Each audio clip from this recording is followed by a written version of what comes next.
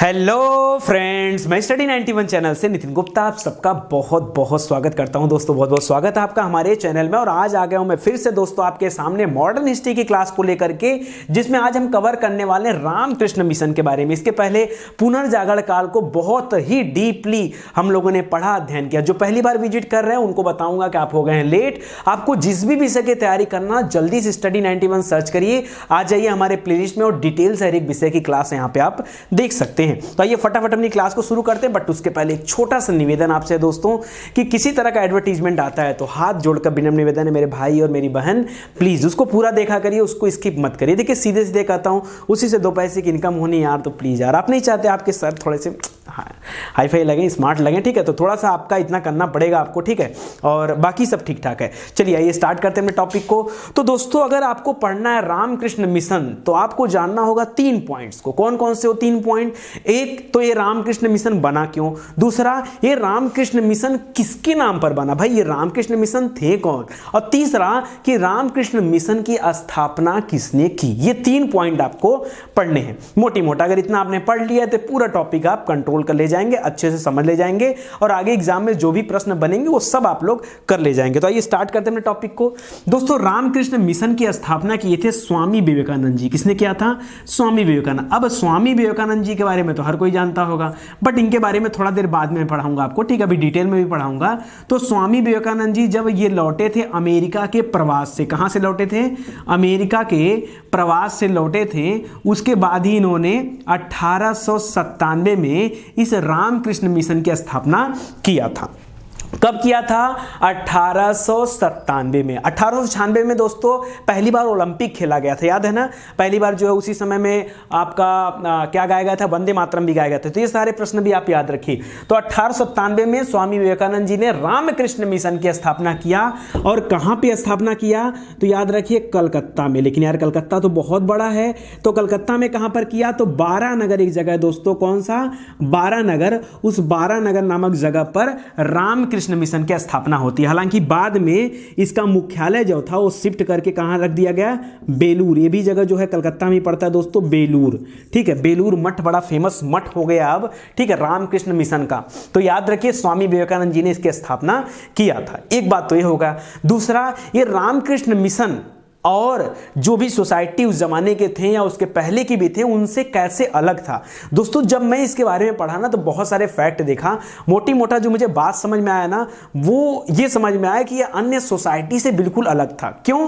क्योंकि रामकृष्ण मिशन की स्थापना से जो जुड़े सदस्य थे, चाहे वो विवेकानंद रहे हो, चाहे उसके बाद के जो भी सदस्य रहे हो, उनका जो मेन फोकस था वो समाज के जो पीड़ित वर्ग थे उनको उनकी पीड़ा से मुक्ति दिलाना था। इसके जो पहली की सोसाइटी थी, चाहे वार्य समाज रही हो, चाहे ब्रह्म समाज रहा हो, इन सभी का टारगेट अलग था। ये कहीं ना कहीं सती प्रथा, जो कुप्रथाएं थी सामाजिक, उनको दूर करने में थे। बाकी किसी का ध्यान इस पे नहीं था कि जो पीड़ित वर्ग है, जैसे जो रोगी है, जिसको चिकित्सा की आवश्यकता है, उसके लिए क्या? तो उसके लिए जो सबसे बड़ा सोसाइटी उस जमाने का था रामकृष्ण मिशन। आज भी रामकृष्ण मिशन इस पे अपना काम कर रहा है, ठीक है। तो याद रखिए जन साधारण के कष्टों का निवारण करना, रोगियों को चिकित्सा सुविधा प्रोवाइड करना, इसके अलावा अगर कोई अनाथ है तो उसकी भी देखभाल करना। इतना प्यारा प्यारा काम किसका था? ये उन सदस्यों का काम था जो रामकृष्ण मिशन से जुड़े थे, ठीक है। तो पुरानी कुप्रथाओं को दूर करने के बजाय इनका फोकस किस बात पे था कि अभी वर्तमान समय में, उस जमाने में कौन से पीड़ित वर्ग है, कोई व्यक्ति किस पीड़ा से गुजर रहा है, उनकी उस पीड़ा को दूर करना, ठीक है, क्योंकि वो उस समय में हो रहा है, तो उस चीज को दूर करना। तो ये काफी अच्छा एक पहल था स्वामी विवेकानंद जी का, जो इन्होंने स्टार्ट किया रामकृष्ण मिशन को। तो ये मोटी मोटा बात आप याद रखिएगा, ठीक है, लिखने की जरूरत नहीं है ना। चलिए अब हम लोग पढ़ते हैं दोस्तों कि रामकृष्ण मिशन थे कौन, और इस मिशन की स्थापना स्वामी विवेकानंद जी ने इन्हीं के नाम पर क्यों किया। तो दोस्तों रामकृष्ण मिशन जो बना वो रामकृष्ण परमहंस के नाम पर बना है। किसके नाम पर? रामकृष्ण परमहंस के नाम पर बना है। और रामकृष्ण परमहंस स्वामी विवेकानंद जी के गुरु थे। इन्होंने अपने गुरु की स्मृति में इस मिशन की स्थापना किया। कोई दिक्कत? अपने गुरु की स्मृति में। तो चलिए अब पढ़ लेते हैं हम लोग दोस्तों कि इनके जो गुरु थे रामकृष्ण जी, इनके बारे में क्या था। तो दोस्तों इनके बचपन का नाम था गदाधर चट्टोपाध्याय। क्या नाम था? गदाधर चट्टोपाध्याय। कोई दिक्कत? याद रहेगा, गदाधर चट्टोपाध्याय। नाम से ही लग रहा होगा कि ये ब्राह्मण कुल से संबंधित थे, तो ये भी याद रखेगा। दोस्तों कलकत्ता में मठ बना, कलकत्ता में विवेकानंद जी का जन्म भी हुआ था और रामकृष्ण जी का भी जन्म वहीं पे हुआ था। तो कलकत्ता में दोस्तों गंगा नदी के पूर्वी तट पर एक जगह है दक्षिणेश्वर, आज भी वहां पर काली माता का एक भव्य मंदिर है। ये दक्षिणेश्वर में ही पंडित थे, ठीक है, वहीं पर ब्राह्मण थे और माँ काली के मंदिर में ही ये वहां पर पंडित थे। तो याद रखिएगा दक्षिणेश्वर, ये याद रखिएगा, मोस्ट इंपॉर्टेंट है दक्षिणेश्वर, ठीक है। इसीलिए दोस्तों इनको दक्षिणेश्वर संत भी कहा जाता था। याद रखिए दक्षिणेश्वर मंदिर के पुजारी थे, इसी वजह से इनको दक्षिणेश्वर संत भी कहा जाता था। इसके अलावा दोस्तों इनके ऊपर कई सारे संतों का प्रभाव भी पड़ा था, जैसे उस जमाने के संत थे भैरवी, उस जमाने के संत थे तोतापुरी जैसे संतों का प्रभाव इनके ऊपर था। अब एक चीज और दोस्तों आपको बताता हूं, ये मोटी मोटा बात थी कि कहां से निवास करते थे और कहां पे काम करते थे, ये बात रही। दोस्तों आपने बहुत सारे व्यक्तियों का नाम सुना होगा, राजा राम मोहन राय का नाम सुना होगा, ईश्वर चंद्र विद्यासागर का नाम सुना होगा, D.K. कर्वे हो गए, देवेंद्रनाथ टैगोर हो गए, द्वारिका प्रसाद हो गए, ठीक है। इसके अलावा केशव चंद्र सेन जी हो गए, तमाम लोगों का नाम पढ़ा इस पुनर्जागरण काल के दौरान। उसमें से एक व्यक्ति ये भी है रामकृष्ण परमहंस। दोस्तों बाकी के जितने लोग थे ना, उनकी जो समझ थी समाज की वो थोड़ी सी अलग थी, इनकी समझ जो थी ये समाज में थोड़ी सी हटकी थी। बाकी लोगों का क्या था कि समाज में हर एक धर्मों के ऊपर बराबर फोकस उनका नहीं होता था, जबकि रामकृष्ण जी का एक ये मानते थे कि जितने भी धर्म होते हैं, ठीक है, जितने भी धर्म होते हैं वो सभी सच्चे धर्म होते हैं, मतलब कि संसार के सभी धर्म सच्चे रूप में ईश्वर तक पहुंचने के माध्यम होते हैं। इनका मानना किसमें था कि जितने भी धर्म है, ये कभी नहीं सोचते थे कौन हिंदू, कौन मुस्लिम, कौन सिख, कौन ईसाई, कौन पारसी, कोई मतलब नहीं। जितने धर्म हैं ये ईश्वर तक पहुंचने के साधन है, ये ईश्वर तक पहुंचने के मार्ग हैं। इसीलिए दोस्तों इन्होंने धर्म की एकता और मानव सेवा पर सबसे बड़ा बल दिया। उन्होंने कहा कि सब धर्म अच्छे हैं, तो धर्म की एकता हो गई और मानव सेवा, और रामकृष्ण मिशन के माध्यम से मानव सेवा भी पूरा हुआ। तो याद रखिए इस चीज में भरोसा करते थे। इसके अलावा दोस्तों रामकृष्ण मिशन जी भारतीय संस्कृति और सभ्यता में पूर्ण निष्ठा रखते थे, भारतीय संस्कृति और सभ्यता में पूर्ण निष्ठा रखते थे और सभी धर्मों को सत्य मानते थे। वे मूर्ति पूजा में भी विश्वास करते थे। पीछे के जो लोग थे उसमें आपने देखा होगा कि कोई मूर्ति पूजा मान रहा है, कोई इसको आडंबर बता रहा है, कोई बहुदेववाद को आडंबर बता रहा है। देखा ना आपने, ऐसा देखा, बहुत सारे लोग ऐसे थे जो मूर्ति पूजा का विरोध करते थे, धर्म को मानते थे, संस्कृत को मानते थे, लेकिन मूर्ति पूजा का विरोध करते थे। उसी जगह पर रामकृष्ण जी मूर्ति पूजा में भी विश्वास रखते थे, सभी धर्मों में भी विश्वास रखते थे और सभी धर्मों को ईश्वर से मिलाने का एक माध्यम बताते थे, ठीक है। इसके अलावा दोस्तों इनका मानना था कि जो शाश्वत है, जो सर्वशक्तिमान है, उस ईश्वर को पाने का बस एक ही माध्यम हो, क्या है? भक्ति और मानव सेवा। मानवता को ही सबसे बड़ा अपना सेवा मानते थे। रामकृष्ण मिशन जी ने तांत्रिक, यहां लिख दे रहा हूं मैं, नोट कर दे रहा हूं, सुनिएगा ध्यान से। रामकृष्ण मिशन जी ने तांत्रिक विधि से, वैष्णव विधि से, ध्यान सुनिएगा, तांत्रिक विधि से, वैष्णव विधि से, ठीक है, साधना किया। ये साधना में लीन रहते थे और साधना के दौरान दोस्तों इन्होंने भगवान बुद्ध को देखा, अपने स्वप्न में भगवान बुद्ध को देखा, भगवान कृष्ण को देखा, माता काली को देखा, ध्यान सुनते जाइएगा, माता काली को देखा, यीशु को भी देखा दोस्तों, ईसा मसीह को भी देखा, ध्यान समझिएगा, ईसा मसीह को, मतलब जितने धर्म के ये मेन होते हैं लोग, ठीक है, उन सभी धर्मों के लोग इनके स्वप्न में दिखाई दिए, इनके समाधि के दौरान दिखाई दिए। तो याद रखें दोस्तों, तांत्रिक, वैष्णव और कैसी साधना, तो ये भी कभी कभी पूछ देता, अद्वैत साधना करते थे। क्या करते थे? अद्वैत साधना, यहां पे लिखिएगा अद्वैत साधना, ठीक है। और अद्वैत साधना में निर्लिप्त रह के जब इन्होंने क्या किया, पूजा पाठ किया, तो तपस्या किया, तो तपस्या के दौरान किसका किसका देखा फिगर, इन्होंने इमेज देखा, तो बुद्ध का, कृष्ण का, माता काली का, ईसा मसीह का, इन सभी का दर्शन किया। तो ये बात थी मोटी मोटा किसके बारे में? राम कृष्ण के बारे में, ठीक है। इसके बाद जब इनको दोस्तों जब ये इतनी विधियों से तपस्या किए तभी ये दोस्तों क्या कहलाएं, परमहंस कहलाएं। तभी इनका नाम क्या पड़ा, परमहंस। तो रामकृष्ण के आगे एक टाइटल जुड़ गया दोस्तों, परमहंस। तो ये इतना बात अब इनके बारे में याद रखेगा। अब हम लोग जल्दी जल्दी आगे बढ़ते हैं और पढ़ते हैं किसके बारे में, स्वामी विवेकानंद जी के बारे में, जिन्होंने इस मिशन की स्थापना किया था। जैसा कि आप सभी जानते हैं कि स्वामी विवेकानंद जी का जन्म कब हुआ था, 12 जनवरी को। कहोगे सर कैसे बताएं, कैसे आपको पता? अरे पता है ना, उसी दिन मनाया जाता है भारत में युवा दिवस। क्या मनाया जाता है, युवा दिवस। भारतीय युवा दिवस कब मनाया जाता है, तो 12 जनवरी को, जिस दिन स्वामी विवेकानंद जी का जन्म हुआ था। और कब हुआ था, तो 1863 में हुआ था। कहां पे हुआ था, कलकत्ता में हुआ था। तो याद रखिएगा, विवेकानंद जी का जन्म कहां पे हुआ था, जन्म 12 जनवरी 1863 को कलकत्ता में हुआ था। दोस्तों इनके बचपन का नाम विवेकानंद नहीं था, इनके बचपन का नाम था नरेंद्र दत्त। क्या नाम था, नरेंद्र दत्त। इनके बचपन का नाम क्या था, नरेंद्र दत्त। जिस तरह से रामकृष्ण जी के बचपन का नाम क्या था, गदाधर चट्टोपाध्याय, उसी तरह से विवेकानंद जी के बचपन का नाम क्या था, नरेंद्र दत्त था। दोस्तों जिस तरह से स्वामी विवेकानंद सभी धर्मों में विश्वास करते थे, तो उन्हीं के शिष्य थे विवेकानंद जी, ठीक है। इनका भी सभी धर्मों में विश्वास था। इसका मतलब इन्होंने भारतीय दर्शन के साथ साथ पाश्चात्य दर्शन का भी अध्ययन किया, सभी धर्मों से जुड़े रहे, पाश्चात्य दर्शन का भी अध्ययन किया। 17 साल की उम्र में दोस्तों इनकी पहली बार मुलाकात हुई थी रामकृष्ण जी से। अब 17 साल आप इसमें अगर ऐड करेंगे 1863 में, तो क्या हो जाएगा, 1863 7 70 10 80, 1880 में पहली बार ये रामकृष्ण जी से मिले थे और रामकृष्ण जी के परम शिष्य बन गए। कुछ ही समय में उनके परम शिष्य बन गए। और शिष्य बनने के बाद जब रामकृष्ण जी ने इनको दीक्षा दिया, शिक्षा दिया, तो उसके बाद इन्होंने अपना घर द्वार त्याग करके क्या किया, संपूर्ण भारत की यात्रा पर चले गए। टहलते टहलते पहुंच गए थे तमिलनाडु में। आप कभी जाएंगे तमिलनाडु में, जो आखिरी पॉइंट है कन्याकुमारी, वहां से देखेंगे तो एक बोट के माध्यम से और आगे जाते हैं, थोड़ा सा एक छोटा सा द्वीप है जो कि विवेकानंद के नाम पर ही बनाया गया, ठीक है। तो याद रखिए वहां पर विवेकानंद की एक अच्छी खासी मूर्ति बनाएगी। आई थिंक उसकी हाइट भी होगी कम से कम 50-50 फीट की हाइट भी उसकी है, ठीक है। तो मैं तो वहां गया हूं, एक बार आप भी जाइए, देखिएगा, ठीक है। चलिए खैर बात की बात है। तो 1891 में दोस्तों इन्होंने, जब इनकी शिक्षा दीक्षा कंप्लीट हो गई, उसके बाद इन्होंने संपूर्ण भारत की यात्रा किया और अपनी आंखों से भारत में जो गरीबी थी, जो भुखमरी थी, जो पीड़ित समाज के लोग थे, उनको अपनी आंखों से देखा। तब इनके मन में आया कि हमें इन समाज के लिए कुछ करना चाहिए। तभी इन्होंने जब बनाया रामकृष्ण मिशन, तो उसका उद्देश्य क्या बन गया, जो गरीबी, भुखमरी, जो रोगी है, पेशेंट है, पीड़ित है, जो अनाथ है, उनके लिए काम किया जाए। इनका फोकस कैसे बदला, उनके लिए काम किया जाए। दोस्तों ये भ्रमण करते करते, भारत भ्रमण के दौरान ही करते करते भ्रमण पहुंच गए राजस्थान में। राजस्थान में एक जगह है खेतड़ी, नाम सुना होगा आपने, ठीक है। तो खेतड़ी के महाराजा थे कुंवर अजीत राज सिंह। चलिए नोट कर दे रहा हूं, ये इंपॉर्टेंट है थोड़ा सा, तो इसको मिटा दे रहा हूं, ठीक है। सुनिएगा, विवेकानंद जी जब भारत यात्रा पर कब निकले थे, 1891 में निकले थे, ठीक है।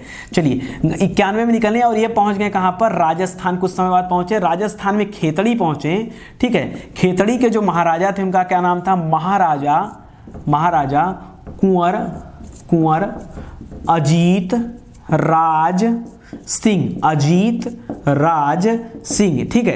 इनके यहां पहुंच गए। अजीत राज सिंह जी विवेकानंद जी से बहुत प्रभावित हुए, बहुत प्रभावित भी हुए, बहुत खुश भी हुए, और उन्हीं के कहने पर इनका नाम बदलकर क्या हो गया, स्वामी विवेकानंद। इसके पहले नरेंद्र दत्त के नाम से जाने जाते थे, तो अभी क्या कहलाने लगे, स्वामी विवेकानंद। और परमहंस कैसे इनके गुरु का नाम पड़ा, जब उन्होंने साधना किया। कैसी साधना, अद्वैत साधना जब किया, तपस्या किया, तब वो परमहंस कहलाए, ठीक है। तो याद रखिएगा। अब अजीत राज सिंह जी के यहाँ इनका नाम भी बदल गया। अच्छा, अजीत राज सिंह जी ने अपने खर्च पर इनको कहाँ भेजा, शिकागो भेजा। क्यों भाई शिकागो भेजा, जब इनकी विद्या से, इनकी शिक्षा दीक्षा से प्रभावित हुए, तो उन्होंने कहा आपको तो महाराज, आप भारत में कहाँ भ्रमण कर रहे हो, आपको तो भारत को रिप्रेजेंट करना चाहिए जाके, कहाँ पर, जहाँ पे विश्व धर्म सम्मेलन हो रहा है। आप धर्म की इतनी बड़ी बड़ी बातें करते हैं, आपको तो यहाँ होना ही नहीं चाहिए। आप एक बार जाओ विश्व धर्म सम्मेलन में, वहां पे वो करो, ठीक है। तो उन्होंने अपने खर्च से, महाराजा अजीत राज सिंह जी ने अपने खर्च से 1893 में इनको शिकागो भेजा। कहां भेजा, तो याद रखिए दोस्तों। चलिए नोट कर देता हूं, 1893 में इनको कहाँ भेजा गया, शिकागो भेजा गया। शिकागो कहाँ पड़ता है दोस्तों, तो यूएसए में पड़ता है, अमेरिका में, याद रखिएगा शिकागो। वहाँ पर क्या हो रहा था, वहाँ पर हो रहा था प्रथम विश्व धर्म सम्मेलन, ठीक है, धर्म सम्मेलन, ये पहला विश्व धर्म सम्मेलन था, ठीक है। तो याद रखिए ये उसमें हिस्सा लेने के लिए पहुंच गए। अच्छा, किसको रिप्रेजेंट करने गए थे, तो हिंदू धर्म को, भारत को नहीं, हिंदू धर्म को, जो कि सनातन धर्म कहा जाता था, हिंदू धर्म को के प्रतिनिधि के रूप में ये गए थे कहाँ पे, प्रथम विश्व धर्म सम्मेलन में हिस्सा लेने के लिए। किसके, तो याद रखिए यहाँ पर हिंदू धर्म के प्रतिनिधि के रूप में, ठीक है। हिंदू धर्म ब्रैकेट में आप सनातन भी बोल सकते हैं, ठीक है, सनातन ही सबसे पुराना धर्म है, ठीक है। सनातन धर्म की स्थापना किसने किया था, भगवान श्री कृष्ण जी ने, याद रखिएगा, एग्जाम में क्वेश्चन पूछता है, गलतियां होती हैं लोगों से। चलिए इसके बाद क्या हुआ, इसके बाद हुआ ये दोस्तों 19 सितंबर का दिन था। कौन सा दिन था, 19 सितंबर का दिनांक था, दिन नहीं था। 19 सितंबर 1863 को ये विश्व धर्म सम्मेलन में पहुंचे और वहां पर इतना ओजपूर्ण भाषण दिया, पहले तो इनको मौका ही नहीं दिया जा रहा था, एक छोटा सा इंटरवल में इनको मौका मिला था, और जब इनको जैसे ही मौका मिला इन्होंने इतना ओजपूर्ण भाषण दिया कि पूरी बैठी जनता, वहां जितने लोग भी बैठे थे, सब प्रभावित हो गए। इनसे पर यार कौन सा व्यक्ति आ गया, इतना फेमस इन्होंने भाषण दिया। इनके भाषण का कुछ फेमस कोटेशन मैं आपको बताना चाहूंगा। इन्होंने कहा कि जिस प्रकार सारी धाराएं मतलब नदी की जो धाराएं होती हैं, जिस प्रकार सारी धाराएं अपने जल को सागर में लाकर मिला देती हैं, ठीक उसी प्रकार से मनुष्य को सभी धर्म ईश्वर तक पहुंचाने का मार्ग होता है।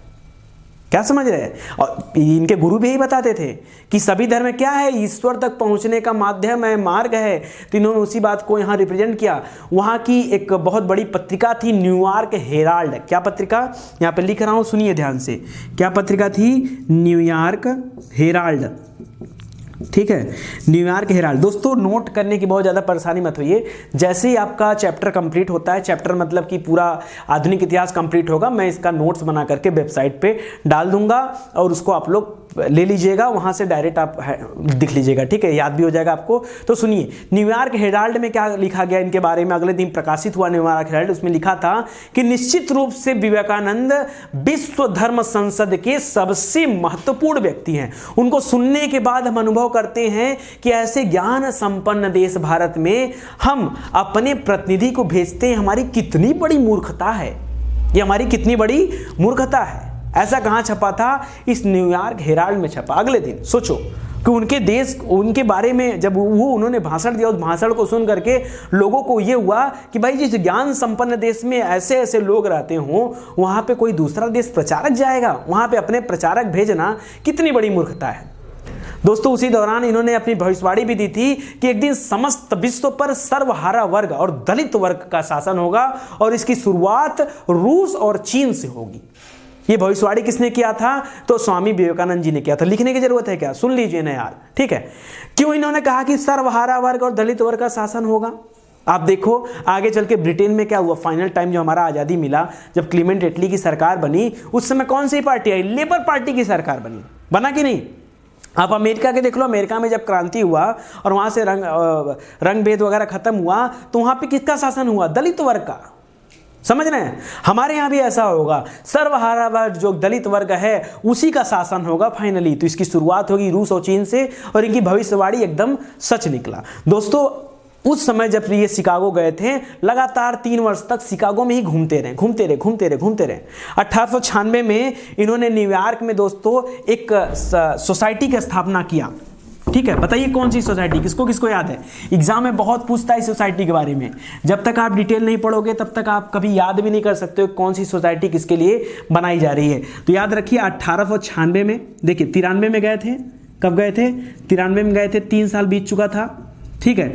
और इसके बाद 1896 में न्यूयॉर्क में ही इन्होंने एक सोसाइटी का स्थापना किया, वेदांत सोसाइटी। कौन सी सोसाइटी, वेदांत सोसाइटी, याद रखिए मोस्ट इंपॉर्टेंट है, बहुत बार एग्जाम में पूछा है वेदांत सोसाइटी का स्थापना किसने किया, ठीक है, इसको याद रखिएगा। इसके अलावा दोस्तों चले गए अमेरिका में, कैलिफोर्निया में, वहां पर दोस्तों एक आश्रम बनाया, शांति आश्रम, याद रखिए 1896 में ही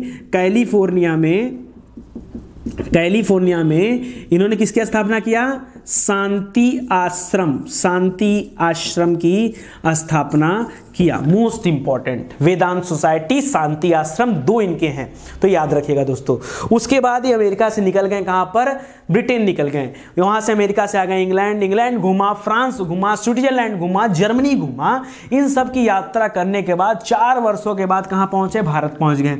अब क्या सन हो गया था? 97 हो गया था। बोलिए, 1893 गए, 4 साल बीत गए, 97 हो गए। 97 में इन्होंने क्या बनाया भारत में आकर के?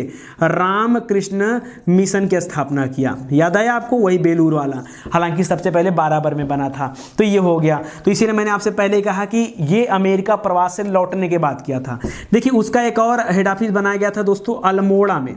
अल्मोड़ा में एक जगह था मायावती। कौन सा जगह था? मायावती जगह का नाम है, ठीक है। अल्मोड़ा के मायावती में दोस्तों इसका एक और मुख्यालय बना था, रामकृष्ण मिशन का मुख्यालय। इसके बाद दोस्तों 2-3 साल ही बीता था, उस सन 1900 में द्वितीय विश्व धर्म सम्मेलन होने लगा। अच्छा, 93 में तो हिस्सा लेने गए थे, दोबारा फिर पहुंच गए हिस्सा लेने के लिए। कहां पर? और ये वाला हो रहा था पेरिस में। कहां पर हो रहा था? तो द्वितीय विश्व हिंदू धर्म सम्मेलन हो रहा था। कहां पर? पेरिस में। ये दोबारा कहां पहुंच गए? पेरिस में आ गए, हिस्सा लेने के लिए फिर से आ गए। कहां पर? पेरिस में। तो याद रखिएगा, द्वितीय विश्व धर्म सम्मेलन, ठीक है, सम्मेलन कहां पर हुआ था? पेरिस में। तो ये पेरिस आ गए और उसमें भी जाकर हिस्सा दिया, ओजपूर्ण भाषण दिया, तो तमाम चीज़ें हुई। और जब वहाँ पेरिस से रिटर्न हुए तो 1902 में दोस्तों इनकी फिर क्या हो गई? मृत्यु हो गई। तो ये काफ़ी दुखद घटना थी। 1902 में याद रखिएगा इनकी मृत्यु हो गई। यहीं पे ये चैप्टर समाप्त होता है। और किस दिन मरे थे? इसी दिन अमेरिका को आज़ादी मिली थी दोस्तों। 4 जुलाई को अमेरिका का आज़ादी दिवस है, ठीक है। 4 जुलाई 1902 में इनकी मृत्यु हुई थी। Most important. अच्छा, कुल मिला जुला के इनका फोकस क्या था? ये किसको सबसे बड़ा धर्म मानते थे? मानवता को। किसको? ये मानवता को सबसे बड़ा धर्म मानते थे। हालांकि मूर्ति पूजा और बहुदेववाद को भी मानते थे, उसका विरोध नहीं करते थे, क्योंकि इनके गुरु भाई काली माता के भक्त थे। उन्होंने अपनी साधना में कृष्ण को, बुद्ध को, ईसा मसीह को, काली माता को, सबको देखा। तो उसी गुरु के शिष्य थे, तो कैसे मूर्ति पूजा का विरोध कर सकते हैं, बहुदेववाद का विरोध कर सकते हैं? नहीं, इन्होंने मानवता को सबसे बड़ा धर्म माना, ठीक है। मूर्ति पूजा, बहुदेववाद का समर्थन किया। और नव हिंदू जागरण का संस्थापक भी इनको कहा जाता है। किसको? नव हिंदू जागरण, नव हिंदू जागरण का संस्थापक कहा जाता है दोस्तों इनको। तो ये भी आप याद रखिएगा, ये भी इंपॉर्टेंट है। इसके अलावा सुभाष चंद्र बोस जी का नाम सुना होगा। सुभाष चंद्र बोस जी ने कहा कि ये आधुनिक राष्ट्रीय आंदोलन के आध्यात्मिक पिता हैं। इनको क्या वो दिया था, किस बात से संबोधन किया था, किस चीज से? तो इन्होंने कहा कि सुभाष चंद्र बोस जी ने कहा कि आधुनिक राष्ट्रीय आंदोलन के ये आध्यात्मिक पिता हैं। अगर इस तरह का क्वेश्चन कभी आता है तो राइट आंसर क्या टिक करेंगे आप? स्वामी विवेकानंद जी। अच्छा, इनकी एक शिष्या भी थी, मार्गरेट नोबेल का नाम सुने हैं? इनकी एक शिष्या थी दोस्तों, ठीक है। विदेश में इतना भाषण देने के बाद इनको एक शिष्या मिल गई, मार्गरेट नोबेल। क्या नाम था? मार्गरेट नोबेल, ठीक है। इन्हीं को दोस्तों सिस्टर निवेदिता के नाम से जाना जाता है। किसके नाम से? सिस्टर निवेदिता, सुना होगा नाम आपने, ठीक है। तो ये भी इंपॉर्टेंट है, ध्यान दीजिएगा। चलिए अब आगे बढ़ते हुए दोस्तों इनकी कुछ किताबों के बारे में आपको बता देता हूं, क्योंकि किताब बड़ा इंपॉर्टेंट है। इन्होंने किताब लिखा था, मैं समाजवादी हूं। एग्जाम में अगर ये क्वेश्चन आ जाए और एग्जाम में ऑप्शन दे दे राम मनोहर लोहिया, तो आधे लोग तो राम मनोहर लोहिया ही टिक कर देंगे, ठीक है। क्यों? समाजवादी पार्टी का स्थापना जो उन्होंने कर दिया, ठीक है। तो मैं समाजवादी हूं, ये किताब किसने लिखा है? ये किताब लिखा है स्वामी विवेकानंद जी ने, उनकी सबसे फेमस किताब है, ठीक है। अच्छा, ये भी कभी कभी पूछता है ये मार्गरेट नोबेल किस देश से बिलोंग करती थी? ये आयरिश महिला थी, आयरलैंड से बिलोंग करती थी। तो आयरिश मूल की महिला थी मार्गरेट नोबेल, सिस्टर निवेदिता। तो ये सबसे फेमस इनकी किताब थी। इसके अलावा और भी किताब है, 3-4 किताब, उसको तो आप जरूर से याद कर लीजिए, मतलब बहुत बार एग्जाम में पूछा गया। योग करके है, सुनिए, राजयोग एक किताब है, दूसरी किताब है कर्मयोग, राजयोग, कर्मयोग। तीसरी किताब है दोस्तों एक और योग है आपका भक्ति योग, राजयोग, कर्मयोग, भक्ति योग। और चौथी किताब है दोस्तों मेरे गुरु। कौन सी है? मेरे गुरु। 4 किताब। और एक मैं समाजवादी हूँ, 5 किताब। राजयोग, कर्मयोग, भक्ति योग, मेरे गुरु और मैं समाजवादी हूँ, ये 5 किताब है जो कि बड़ी फेमस है, विवेकानंद जी के द्वारा लिखी हुई। तो मोटी मोटा जितनी बातें थी वो मैं आपको बता दिया हूँ। अब इसके आगे दोस्तों पुनर्जागरण काल आपका समाप्त होने वाला है, छोटा मोटा टॉपिक और बचा है, उसको मैं कवर करा दूंगा। हाँ, एक चीज़ और कहना चाहूँगा कि आंदोलन, जो विभिन्न आंदोलन हुए हुए थे वो आंदोलन मैं पढ़ा चुका हूँ। अच्छा एक काम करिएगा, जब आधुनिक भारत के आप प्लेलिस्ट में जाते हैं ना तो बड़ा सारे लोग कंफ्यूज हो जाते हैं। आधे लोग तो कंफ्यूज, सर कैसे पढ़ें। मैंने प्लेलिस्ट को उल्टा सेट किया, सबसे नीचे में पहला वीडियो है, नीचे से ऊपर आएंगे दूसरा वीडियो, मतलब जो नया वीडियो है ऊपर आता जा रहा है, ऊपर आता जा रहा है। जबकि जो अन्य प्लेलिस्ट है, इतिहास वगैरह का, प्राचीन वगैरह प्लेलिस्ट खोलेंगे तो आपको ऊपर ही मिल जाएगा, 1 2 3 4 5 6 ऐसे मिल जाएगा। और आधुनिक भारत का मैंने उल्टा सेट किया, जानबूझ के सेट किया कि जो नया रहेगा वो आपके सामने लेटेस्ट दिखता रहेगा, ठीक है। तो आपको पता चलता रहेगा कहाँ तक क्लास पहुंची है। तो जो लोग कंफ्यूज हो ना वो नीचे से पढ़े, एकदम लास्ट में जाइए, एकदम नीचे से शुरू करिए अपनी कहानी को, ठीक है। तो आपका मॉडर्न हिस्ट्री बहुत जल्दी कवर हो जाएगा और इसी के साथ जुड़े रहिए। हाँ, एडवर्टीजमेंट को पूरा देखा करिए, इतना निवेदन आपसे। और क्वेश्चन आंसर भी बहुत जल्दी मैं लाने वाला हूं एप्लीकेशन के माध्यम से, तो वहां पे आप जुड़ करके आप तमाम क्वेश्चन आंसर की प्रैक्टिस कर लीजिएगा। टाइपिंग हो रहा है, 50,000 से ज़्यादा क्वेश्चन आपके सामने प्रेजेंट किए जाएंगे, तो बहुत जल्दी एकदम तैयारी हो रही है। इसके अलावा टेस्ट सीरीज स्टार्ट हो गई दोस्तों, वीडियो स्टार्ट हुआ, फ्री वाला काम है यार, पैसे वाला काम नहीं। आराम से बैठ के टेस्ट सीरीज देखिए। अब तो अभी तक आप लोग पीडीएफ मांगते थे, अब तो टेस्ट सीरीज का पीडीएफ भी आपको मिलने लगा, तो डिस्क्रिप्शन में जाकर के आप पीडीएफ को डाउनलोड कर सकते हैं, ठीक है। चलिए आप सभी का बहुत बहुत धन्यवाद, थैंक यू सो मच। और वीडियो को शेयर जरूर से करें मेरे भाई बहन प्लीज। उससे क्या होगा ना, देखिए किसी ने शेयर किया होगा तभी तो आपको मिला वीडियो, आप भी शेयर करेंगे तो किसी और बच्चे का भला हो जाएगा। क्योंकि हर बच्चा कोचिंग को अफोर्ड नहीं कर सकता, कोचिंग इतना महंगा है, या कोई बच्चा गांव में बैठा कैसे कैसे अफोर्ड करेगा बताओ, पैसा देना चाहता है तो भी नहीं पढ़ पाता है। तो अच्छी क्लास उसको मिल सके, इसके लिए जरूरी है कि आप वीडियो को शेयर करिए ताकि हर बच्चा देख पाए, ठीक है। चलिए थैंक यू सो मच।